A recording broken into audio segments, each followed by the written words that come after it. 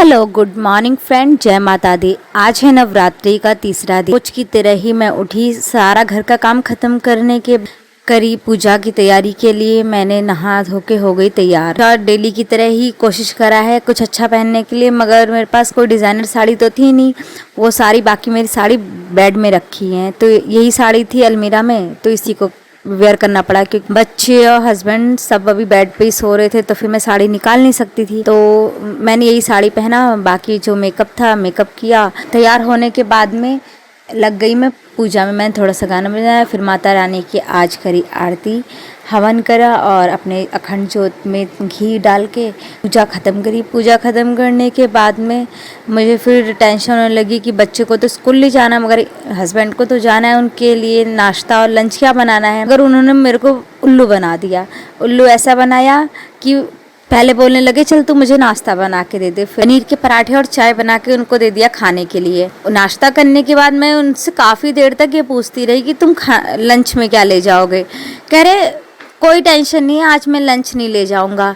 मगर वो मुझे ये नहीं बता रहे थे कि आज उन्होंने छुट्टी कर ली है, और मैं बिना बात के टेंशन ले रही थी कि उनका लंच में क्या बनाऊं। फिर बाद में बोलने लगे चल छोड़ना, दोपहर में बना लियो। तब मैं समझ गई कि आज ये छुट्टी कर रहे हैं।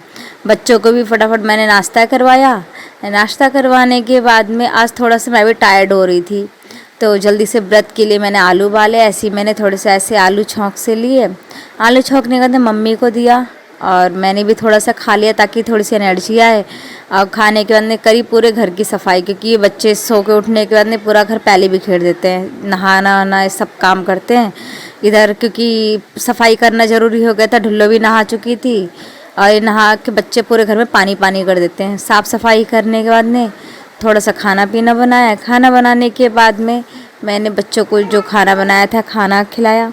खाना खिला के बाकी अपना सारा काम ख़त्म करने के बाद में दोपहर ही हुआ था कि गली में आ गई बेडशीट और सोफ़े की कवर बेचने के वाली। जो दिवाली का सीज़न चल रहा है तो गलियों में आते रहते हैं। रीज़नेबल रेट पे था, तो मम्मी मुझे बुला के लेके गई। देखी तो वहाँ पे और भी गली के आंटियाँ अलग अलग रेट पे ले रही थी।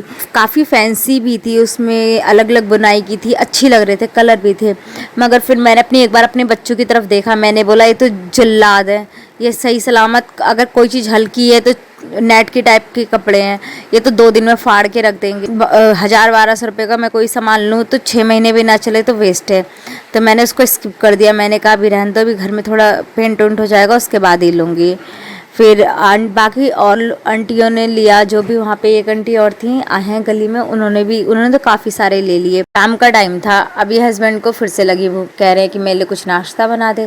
फिर मैंने इनको नाश्ता दिया। नाश्ता करने के बाद में बैठ गए सोफ़े पे, चार्जिंग पॉइंट पे चार्जर लगा के फ़ोन चलाने।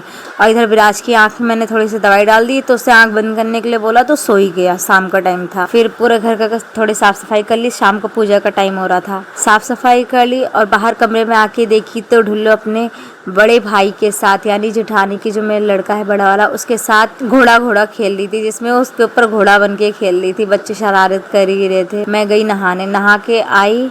नहा के आने के अंदर मैंने करी पूजा करने के बाद में थोड़ी सी चाय पिया। बच्चों को भी थोड़ा बहुत खाना था, दिन का ही खाना था, तो गर्म करके मैंने खिला दिया। मैंने कहा कुछ ना कुछ मांगेंगे। खाना खिलाने के बाद मुझे जाना था बाज़ार से थोड़ा सामान लेके आई। व्रत के सामान बनाने की तैयारी करी, जिसमें मैंने बनाया कुट्टे के आटे की कचौड़ी, आलू की सब्जी और धनिए की चटनी।